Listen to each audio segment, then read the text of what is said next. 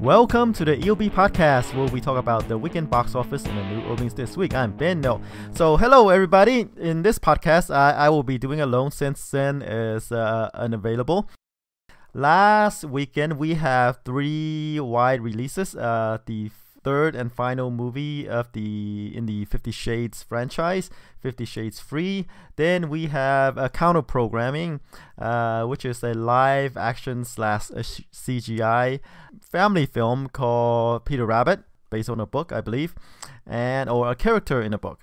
And then there is the Clint Eastwood, based on a true life story about 3 American military people who, take a train from a European country to Paris, and they encounter some difficulties, like a terrorist attack, and they got together and stopped that attack, and they were celebrated for it. And I believe most of the movies celebrate these people's lives. So it's kind of like a hero's tale. And Clint Eastwood, as we know, did American Sniper, and he also did the other true life story, I think, what is it, Sully. Those movies did well. So, and this is kind of like right along those lines, in the same vein as those movies. So we'll see how those movies did. Alright, without further ado, let's jump right in. At number 1 is 50 Shades Free, the third and final movie, as I said previously, of the 50 Shades franchise.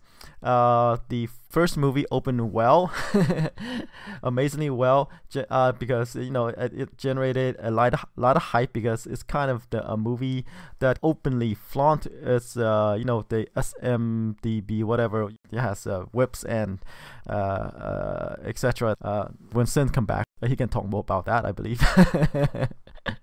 Anyway, the first movie opened to what? Let me see. Yeah, the first movie opened to 85 million, because of all the hype.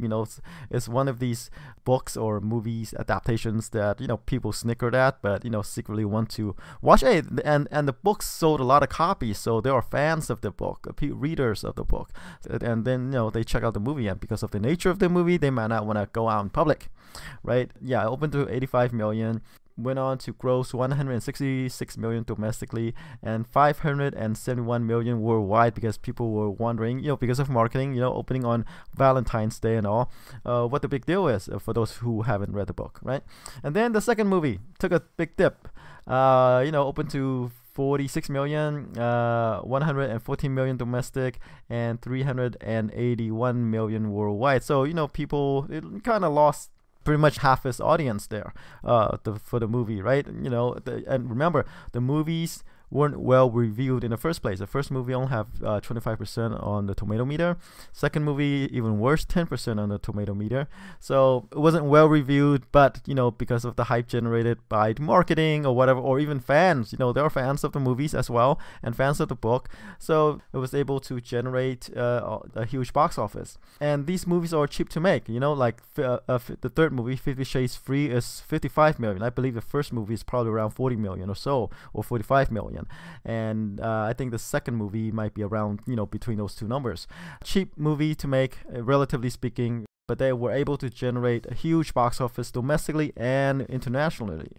So 50 Shades 3, before I move on, before I say any more, opened to 38.8 million over the weekend. We expected a drop, judging by the trend. We expected a drop. I projected the movie to open to 35 million. Sin said, no, this franchise has lost its luster. He said it would open to about 20 to 25 million, and it seemed like I was a bit closer. It opened a little bit better, about 3 million more than, nearly 4 million more than my projections, which is 35 million. So I was closer there. I thought, this is a final movie in the franchise, and it would get a series finale bump. The final movie, fans of the book, fans of the movie even, will come out and give support, to close out the series. Whether or not it would hold on in theaters is another question, right? Because from the first movie to the final one, we saw a dip in the opening box office. And 50 Shades Free right now at Rotten Tomatoes on Monday, February 12th, has 11% on the tomato meter, so it's just about where the second movie was reviews wise. So it's not not well reviewed, so it won't be a classic unless you were talking about cult classic here a number of years later. I guess in the general sense, it did pretty well for itself because my projection was 35 million. It overperformed. Relatively speaking, it did about where I had it. I'm not sure what the industry numbers were for this movie, but I believe, it's about there as well, if not a little bit better. So, yeah, depending on the drop-offs, right? Huge drop-off because, usually these movies are front-loaded because fans of the series would turn out to watch this movie in the, opening weekends and, drop off from there. And anyone who's curious can catch up later. So 38.8 million for 50 Shades Free, and I think that it's a good opening for and a series sign off for the franchise, right? And let's see if the international figures come in yet. Oh, foreign markets. Let me see how. It hasn't opened that wide yet, but it was able to garnered 98 million overseas, and I believe it might have opened in like Asia or China already because it's 98 million, and I don't see the China figures at Box Office Mojos, but I'm sure it's tallied there somewhere in there, or if not, then if there's open there, open in China, it could get some more. We'll see, but right now 38.8 million domestic, about nearly 100 million overseas, so for a worldwide total of 136 million and counting. So it's gonna be a profitable movie for Universal, and say what you will, it's a profitable franchise all in all. And we won't know how this movie will be looked upon years later, but hey, I believe it opened doors for these kind of topics. So 50 Shades of Grey, the series is started as a fan fiction of the Twilight series, and here we go. She got her own book series and movies series. All right, coming in number two is Peter Rabbit. Surprisingly, this movie is a live action CGI combo. It stars Daisy Ridley, Margot Robbie, Rose Byrne, James Corden, Domhnall Gleeson, etc., etc. It's about the rabbit living in a community with humans, kind of like I said, it's kind of like the Paddington movies, where a bear living among humans. These are rabbits living among humans, and I said, it's good counter programming to 50 Shades Free. Parents would drop their kids off to watch Peter Rabbit while they snuck in next door to watch 50 Shades Free, or maybe 1517 to Paris, right? But it overperformed my projection. I projected the movie to open to about 15 million, since it 8, and it opened to 25 million. So it's a very good opening. The budget is only 50 million. I guess we underestimated the the parents to children ratio, right? So it's good kind of programming. Like I said, there might be more children who would want to watch this. Let me see how Paddington 2 opened to comparatively. Yeah, Paddington 2 opened to 11 million. So this did 2 times better, nearly 2 times better than Paddington. Peter Rabbit opened to 25 million. Paddington opened to 11 million. And Paddington 2 is, I believe, is still 100% on Rotten Tomatoes. Very well reviewed movie. And Peter Rabbit is only had a 58% on Rotten Tomatoes. So there you go. Rabbits are cuter than bears in this case, right? So it has an edge. And I said Paddington 2's problem was that it was kind of British. Peter Rabbit kind of has that as well, but somehow it was able to capture an audience. Maybe, I believe, as we said, maybe it's because it's counter programming to 50 Shades Free, and parents dropping the kids off to watch Peter Rabbit and heading over to watch 50 Shades Free. All right, moving along to number 3 is the based on a true life story. The 1517 to Paris is a drama directed by Clint Eastwood. Like I said in the intro, he did very well with these kind of movies, with American Sniper, based on a book written by a the sniper himself, right? Said Sniper. And then there's Sully, starring Tom Hanks, about the captain who piloted a plane into the Hudson River, able to save everybody. Big event there. And this one's about 3 Americans, military personnel who was on a train to Paris, and there was someone planning to attack the train, terrorist terrorist attack. They stopped the terrorists, band together to stop the terrorists, and there you go. They got their own movie. The movie opened to 12.6 million, which is pretty good. No, which is about where I had the movie, right? I said the movie would open to, between 10 to 15 million, and since it 10, so yeah, I was right there. So it opened to 12.6 million. So yeah, I was pretty on last weekend. With the exception of Peter Rabbit, which went beyond expectation, and as I underestimated the children's factor. There might be more children coming into theaters to watch this movie along with their parents. So that's 1517 to Paris, and the budget for 1517 to Paris is only 30 million. So 12.6 million is pretty good, and it depending on how well it stays in theaters. And the movie only had a 22% on the tomato meter, so it's not well reviewed at all. It's not well reviewed. So we'll see how if it can hold in theaters. We'll see what the drop off is. It could be huge because our projections, or Sin's projections, was kind of low, so he doesn't have a lot of hopes for this movie. But hey, it's right there. It's right about where we had it, and depending on how cinemas go, it could have a lower drop off. But I doubt it, because since we're having bigger movies coming out, especially Black Panther this weekend. All right, let's move on to number 4, which is Jumanji: Welcome to the Jungle. It finally fell from the first place after spending countless weekends at the top spot. It didn't open in the top spot, but it managed to wrestle the top spot from Star Wars. And then it dropped again when Maze Runner came out, and after the weekend, it went right back up to the top spot, and it kept going and going. It pulled in 9.8 million over the weekend. Drop off is low, 10%, about 10% drop off from the previous weekend. So, which is amazing. Domestic gross right now for this movie is 365 million, and worldwide is at 870 million. So, as we said previously, a movie that people don't really have a high opinion of, or really don't have high hopes for, managed to turn into, I guess, the year's sleeper hit. So there you go. How many again? Worldwide? 870 million worldwide. So wow, for this movie. And the movie only cost 90 million. So we're gonna see more Jumanjis in the future, with Dwayne Johnson in the lead role. Yeah. All right. Speaking of a movie with legs, it's number 5, The Greatest Showman, the Hugh Jackman musical, about the guy who found the circus. It pulled in 6.4 million over the weekend. Drop off is about 17%. Domestic gross right now is 146, and worldwide is at 302. Of that, 155 million of that from the overseas market. So it's doing well here domestic. It's doing well overseas. All right, moving along to number 6 is Maze Runner: The Death Cure. It was the second movie last weekend, and now it dropped to the 6th spot. It pulled in about 6 million over the weekend. Budget is 62 million, and domestic gross right now is about 50 million, and worldwide it's at 199 million. This series, the Maze Runner series, came out in a time when there was the Hunger Games, there was the Divergent series, and Hunger Games finished out, and then but the Divergent series, then its final movie, which from third book they split into 2 movies. They weren't able to close out the movie, but the Maze Runner did, because they wisely didn't split the final book into 2 movies.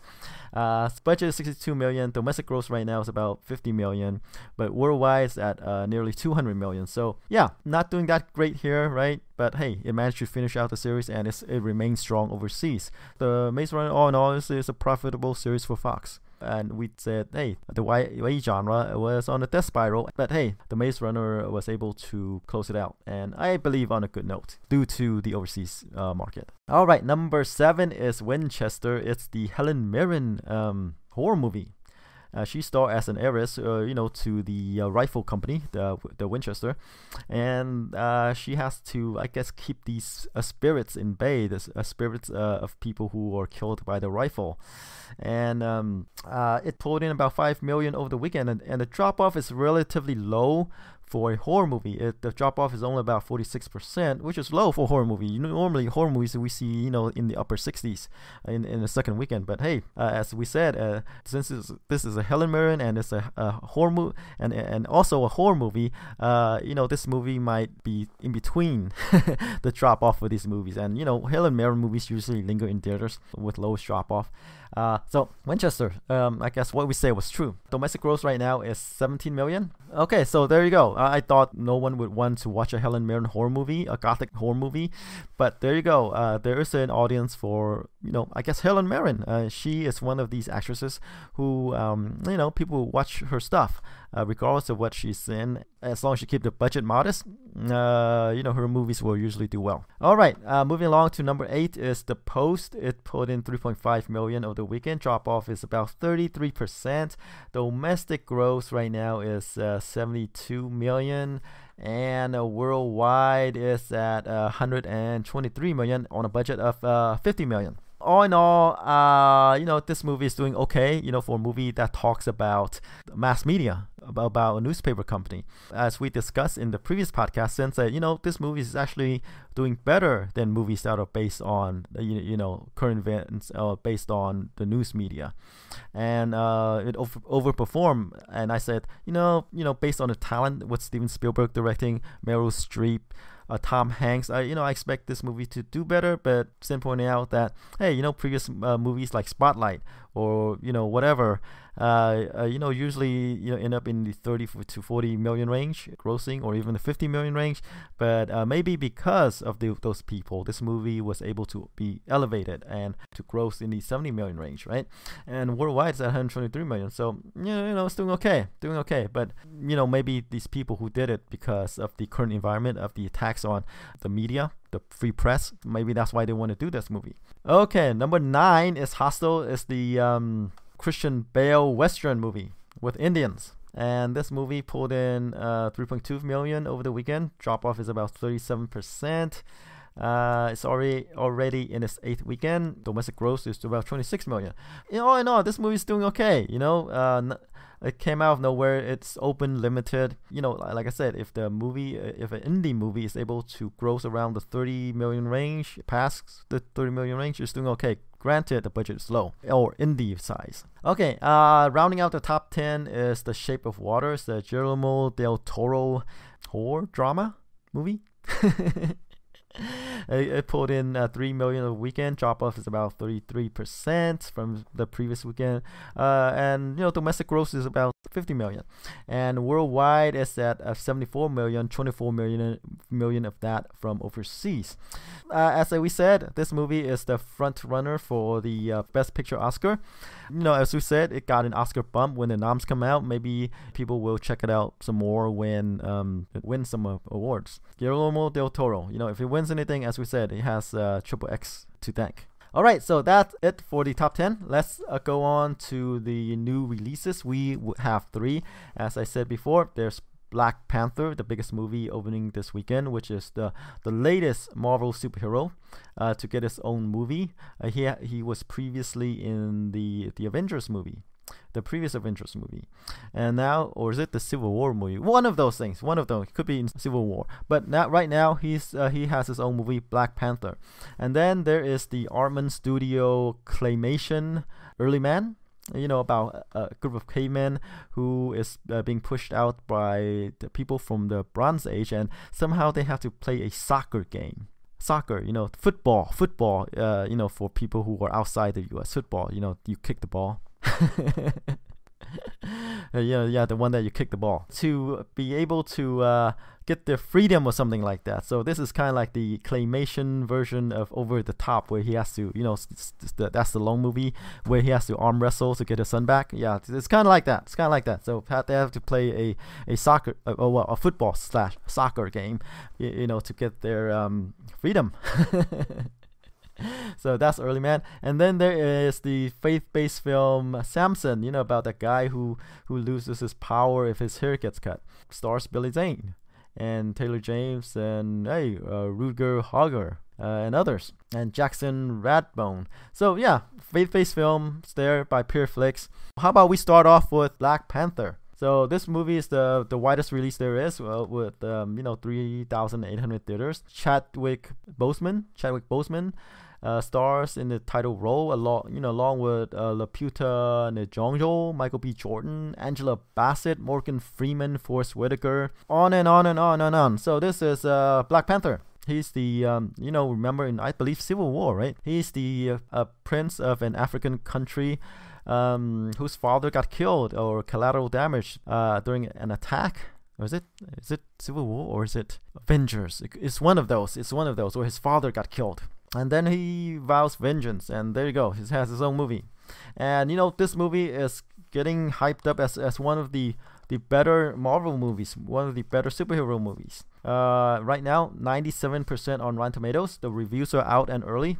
Well reviewed, 97%. So superhero movies, Marvel, so there, the hype is there. Even though Black Panther is a new character, for its movie, and I guess in terms of tiers, we talk about tiers a lot, along with Iron Man being top tier, Captain America, etc., etc. Black Panther is sort of a lesser known character, whose audience is pretty much like African Americans, right? But I guess this movie now brings him to the mainstream, and now we know that among Marvel movies, Marvel superhero movies, our audiences don't really care about tiers, right? They care about a good, well-told stories, and why Marvel movies were able to do well despite being there's like endless superhero movies. This is because these movies cross gender lines. Not gender lines, but cross genre lines. There are comedies, with the Ant-Mans, and then there are action thrillers, political thrillers, all these things. So people don't get bored by seeing, just another action movie with world destruction in it. And Black Panther is no exception.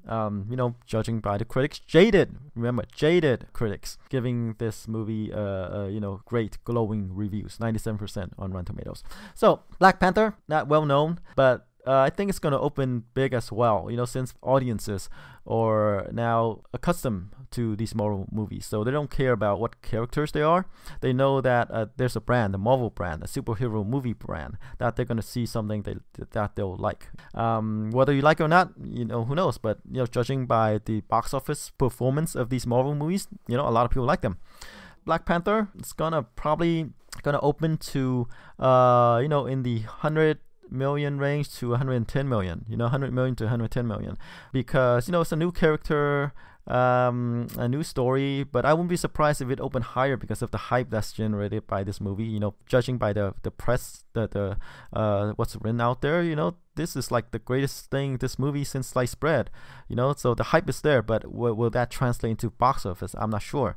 I'm gonna go conservative in my estimation. I think 100 million to 110 million, because it's a new character. Chadwick Boseman, he was in some very well regarded movies, but he might not, the general audience might not know him that well yet. But there you go. Even the new Avenger movie, the new Avenger movie had Black Panther, doing the voiceover, so they're promoting this movie heavily, tying in the Avengers to Black Panther. Marketing machine is with this movie. The press is writing glowing things about this movie.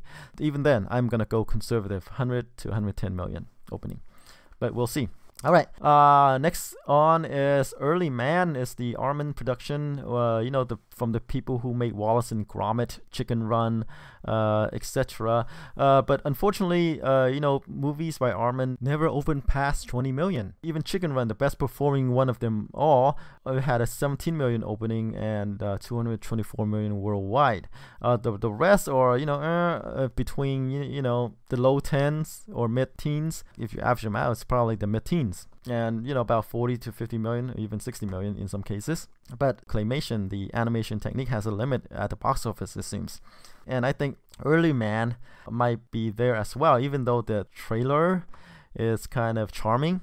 The characters are charming, but it's still claymation. And I believe this movie is going to just follow the trends of movies produced by this company. And remember, this is a movie that's targeted toward the family audience as well. It's British, and Peter Rabbit is still in theaters. So if you're targeting the family audience, Peter Rabbit's gonna give the run for his money, right? It's gonna be direct competition for the same audience. And given the case, right, Early Man, might trend older.